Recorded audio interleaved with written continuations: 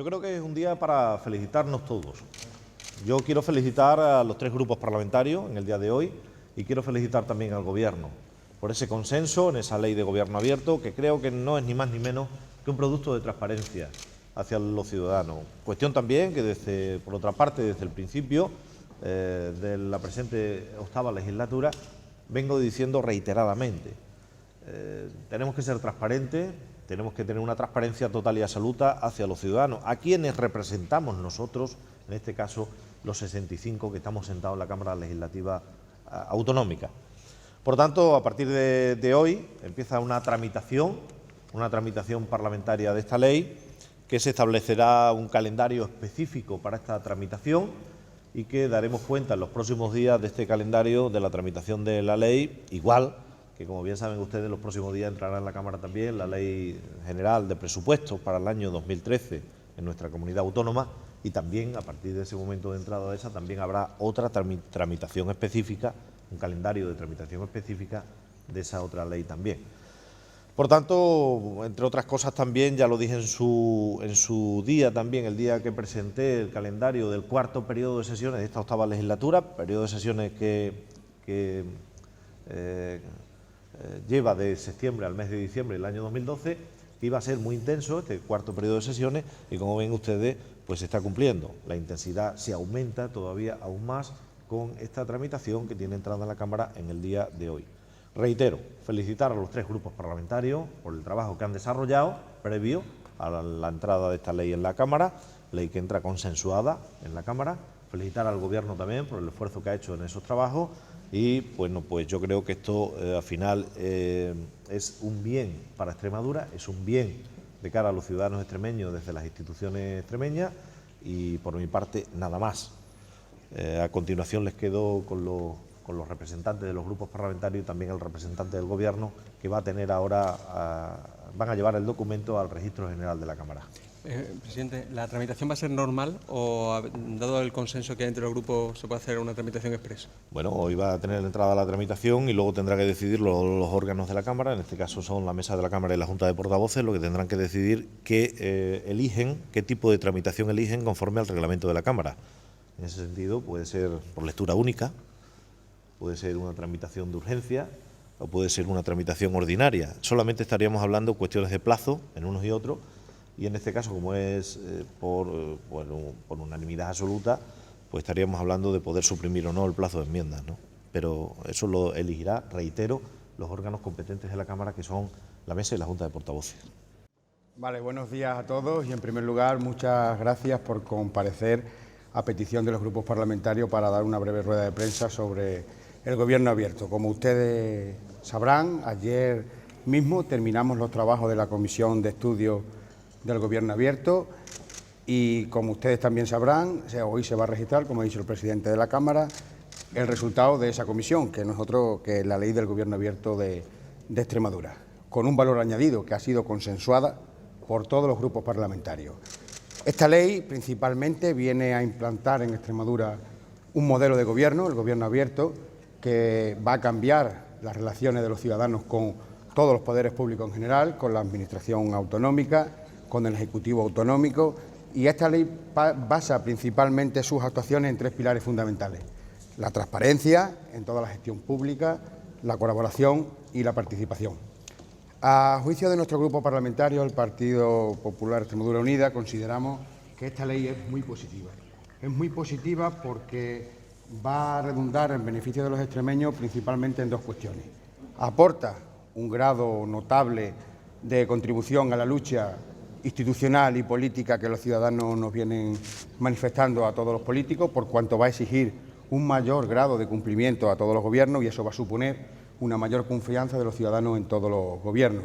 Y, por otro lado, también va a contribuir con un granito de arena a paliar, en la medida de lo posible, la lamentable situación de crisis que atravesamos actualmente, por cuanto que, de un lado, esta ley va a suponer la creación de negocios innovadores, como pueden ser las empresas intermediarias, que pueden desarrollar su actividad a la luz de la publicación de toda la información de las administraciones públicas, y también, efectivamente, contra esta lucha contra esta crisis que nos azota, también podríamos señalar que esta ley viene a suponer que la Administración va a prestar algunos servicios reduciendo sus costes por el uso de las nuevas tecnologías.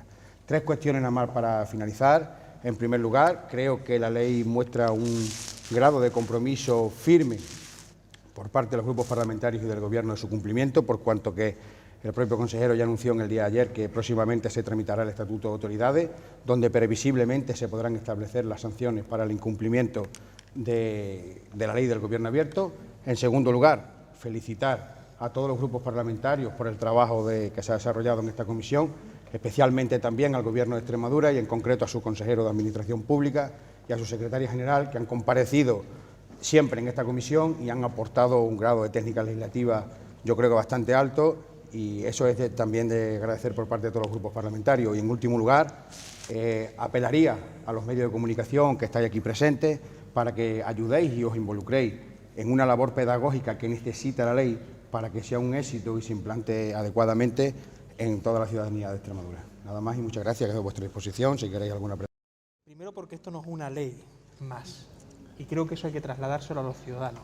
Y si no lo hacéis los medios de comunicación, los políticos con nuestros medios en exclusividad no podemos. No es una ley más que se va a tramitar en el Parlamento de Extremadura. Es una de las leyes más importantes que va a haber en el ordenamiento jurídico, entre comillas, de esta comunidad autónoma. Al mismo nivel que la ley de salud, la ley de educación o el propio Estatuto de Autonomía. Porque supone en primer lugar dotar al ciudadano de un derecho que hasta hace poco tenía reconocido de manera muy limitada, el derecho a la información. Cualquier ciudadano a partir de este momento, con esta ley, tiene el derecho a conocer cualquier información sobre sus políticos, sobre su gobierno, cómo se gastan sus dineros, cómo se invierte, qué actuaciones se están llevando a cabo y qué resultados dan esas actuaciones. Y va a tener derecho a esa información simplemente acercándose a una ventanilla y pidiéndola. Y el funcionario en ese momento entregándosela o como mucho con un plazo no superior a 45 días en total. Novedad que hay en esta ley: no existe el derecho al silencio, no existe el silencio administrativo, tampoco existe el vuelva usted mañana que decía Mariano José de Larra. En esta ley eso es una novedad absoluta, no existe una ley parecida en el conjunto del Estado, no hay silencio administrativo. Cualquier información que solicite un ciudadano, la Administración está obligada a responderle, a dársela, y si no se la da, a explicarle por qué no. Por lo tanto, estamos hablando de una novedad absoluta en el panorama español. Segundo principio, existe el derecho a la información, pero también existe el deber de dar información. La Administración, con independencia de que lo solicite un ciudadano, tiene que poner al público en páginas web, en páginas específicas, toda la información sensible que va a permitir a cualquier persona conocer el día a día de sus dirigentes. Salarios, altos cargos, cuánto cobran, cuándo se van, en qué condiciones se van, ejecución del presupuesto, no el presupuesto como, que también, sino el presupuesto cómo se va ejecutando semestralmente. Esa información no la tienen que solicitar los ciudadanos, ya la tendrán accesible porque será un deber y una obligación de la Administración pública hacerla pública, valga la redundancia, mediante distintos mecanismos. Segundo aspecto fundamental de la ley, lo que atañe al concepto de ética en el gobierno. Nosotros entendemos desde Izquierda Unida, y en la ley así se ha plasmado con el acuerdo del resto de las fuerzas políticas, que el ejercicio del cargo público conlleva un compromiso ético de ejemplaridad y que una persona cuando se dedica a la función pública lo hace para buscar el bien común y no el bien propio, no el beneficio particular de aquel que se dedica a la política o que está en el gobierno. Y tercer aspecto fundamental, junto con el derecho a la información y el nivel ético del cargo público, la participación ciudadana. Esta ley, y también es una novedad, no existe una parecida en el conjunto del Estado, esta ley considera que la democracia, como dice su término en griego, es el ejercicio del poder por el pueblo, no durante unos segundos cada 4 años, sino a lo largo de una legislatura. En esta ley se le dice al ciudadano que vote y siga participando, que siga reclamando, que siga exigiendo que se le tenga en cuenta, que siga participando en la política, que no la reduzca a votar cada 4 años e irse para casa y esperar a las siguientes elecciones. Y se arbitran distintos mecanismos de participación ciudadana. Por ejemplo, un ciudadano puede hacer una propuesta y la Administración tiene que valorarla. 2.000 firmas de ciudadanos pueden presentar una iniciativa reglamentaria y tendrán que ser escuchados en el órgano competente, sea la Asamblea de Extremadura o la Consejería de Presidencia o la Presidencia, y tendrán que ser escuchados y la Administración tendrá que votar si tramita o no tramita esa iniciativa reglamentaria de los ciudadanos. Obviamente la votación final depende, en este caso, del Gobierno y del Legislativo, que son los que eligen a fin de cuentas el pueblo.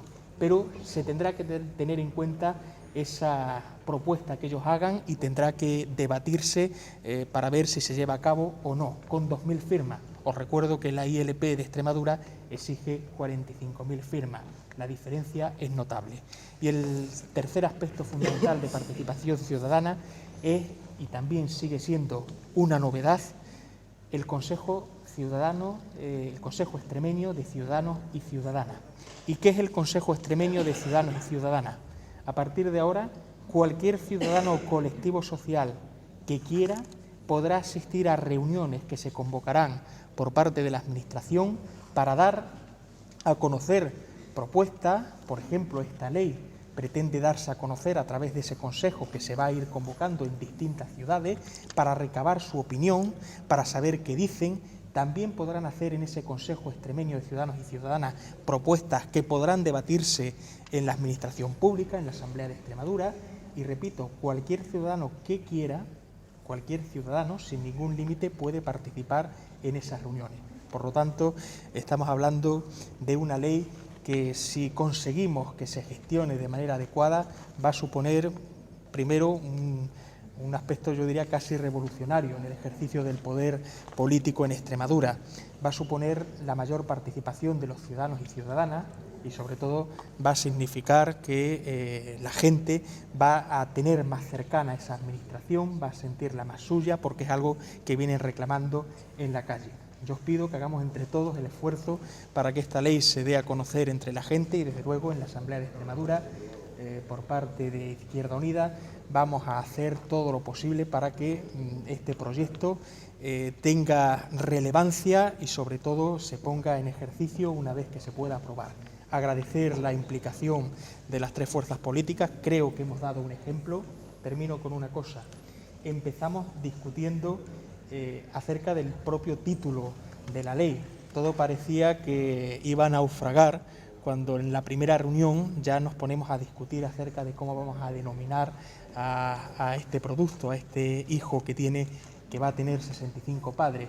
Sin embargo, a pesar de esas primeras reuniones, a partir de ese momento la cosa, de manera más fluida, de manera más normalizada, consiguió seguir avanzando y hoy nos encontramos con una ley, y esto también es una novedad, no solo consensuada por los tres grupos parlamentarios, sino donde también ha participado el propio Gobierno de Extremadura, por lo tanto el Legislativo y el Ejecutivo, que se han juntado por primera vez, que han hecho una ley y que la van a aprobar, espero, es casi obvio, por unanimidad en el Parlamento en cuanto se inicie la tramitación. Los compañeros anteriormente han explicado qué lleva la ley y yo la voy a definir en muy pocas palabras. Hoy desnudamos a la política y a los políticos porque lo que hacemos es hacer la política transparente y que sea entendible por los ciudadanos. Esta ley lo que busca es acercar la política, los ciudadanos piden otra forma de hacer política y esta ley lo que hace es otra forma de hacer política. Nosotros estamos satisfechos con el trabajo que se ha hecho y con el consenso que se ha alcanzado. Bien, pues tampoco quiero volver a redundar y repetir lo que ya han apuntado mis compañeros, expresar también por parte del Gobierno la satisfacción de haber contado con el consenso de todos los grupos para plantear esta ley y quizás reforzar la idea que también ha apuntado algún compañero, que esta ley forma parte de una arquitectura más amplia, es una pared maestra que se completará en el futuro con otra ley importante que será el Estatuto de Autoridades, que refuerce el régimen sancionador de responsabilidades por el incumplimiento de esta norma. Es decir, esta norma, si no tiene el respaldo sancionador y de exigencia de responsabilidad necesario, quedará como una mera declaración de buenas intenciones, como algunas que ha habido hasta la fecha. Por lo tanto, es necesario reforzar esta norma con ese apunte de responsabilidad y de régimen sancionador que estimamos, también con el consenso de todos los grupos, incorporaremos al futuro Estatuto de Autoridades.